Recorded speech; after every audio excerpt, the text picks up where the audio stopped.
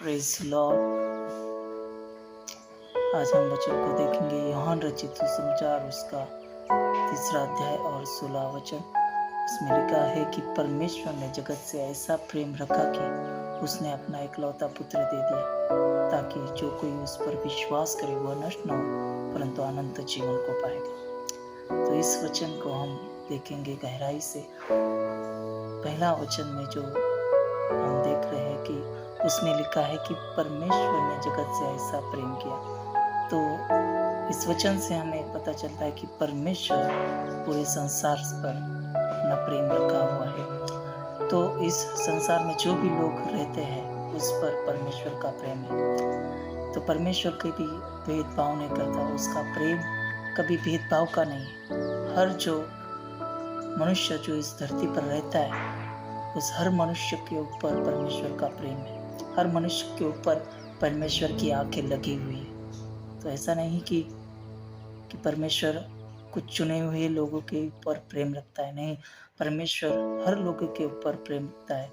इसलिए उसने वचन में लिखा है कि इस जगत से ऐसा प्रेम किया। जगत में कोई चुने हुए लोग नहीं रहते, जगत में बहुत सारे लोग रहते हैं। तो बहुत सारे लोगों के ऊपर परमेश्वर ने प्रेम किया है, और उस प्रेम के लिए जब परमेश्वर ने देखा कि जगत में बहुत सारा पाप बढ़ रहा है, जो उसके बनाए हुए बच्चे वो पाप में गिर रहे, तो उस पाप को मिटाने के लिए कौन जाएगा, कौन उसे उस पाप को कौन दूर करेगा?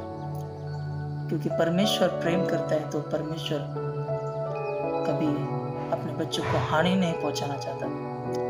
तो वही वो परमेश्वर ने देखा कि मेरे बच्चे आज गलत जगह पर है, गलत चीज़ों में जा रहे हैं, तो उन गलत चीज़ों को कौन बाहर निकाल सकता है? तो परमेश्वर ने अपने इकलौते पुत्र को इस जगत में भेजा है।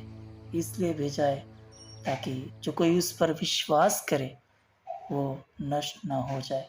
क्योंकि जगत में, संसार में उसके बच्चे जो धरती पर रह रहे हैं, जगत में रह रहे हैं, आज वो नाश होने की कगार पर है, नाश होते जा रहे हैं। इसलिए परमेश्वर की इच्छा है कि सबका बचाव हो जाए। कोई भी ऐसा इंसान नहीं जो स्वर्ग में आने से रुक जाए, तो हर एक स्वर्ग में आना चाहिए। इसलिए परमेश्वर ने अपने इकलौते पुत्र को इस संसार के लिए दे दिया। उसे पता था कि संसार में उसे तकलीफ होगी, उसे मारा जाएगा, उसे पीटा जाएगा, और ये सब योजना उस पत्र के अंदर उसने डाल के रखी थी कि तुम्हें ये जाके ये काम करना है।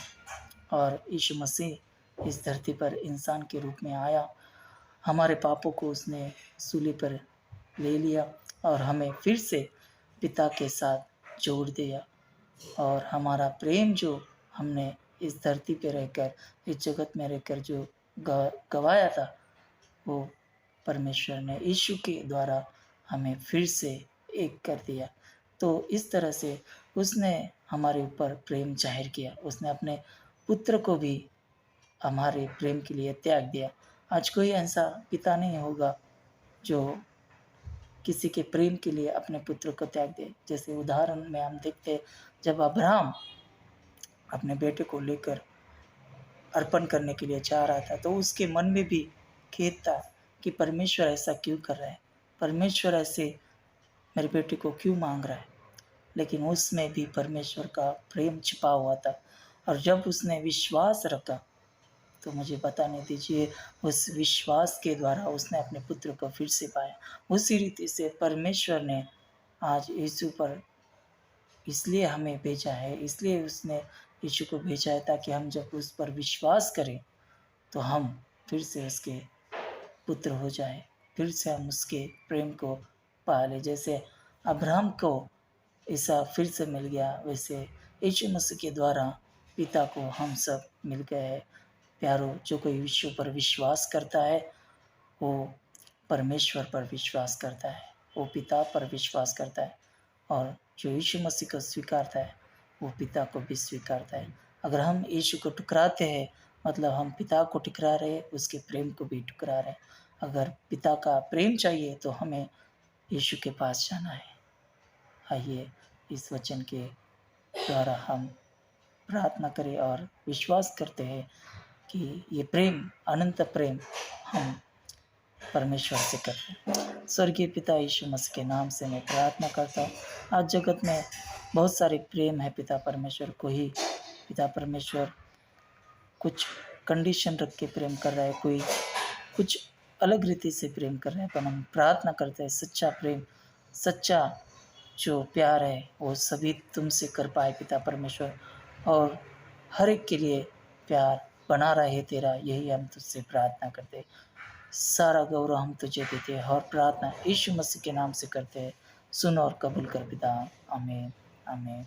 God bless you. प्रभु सबको आशीषित करे।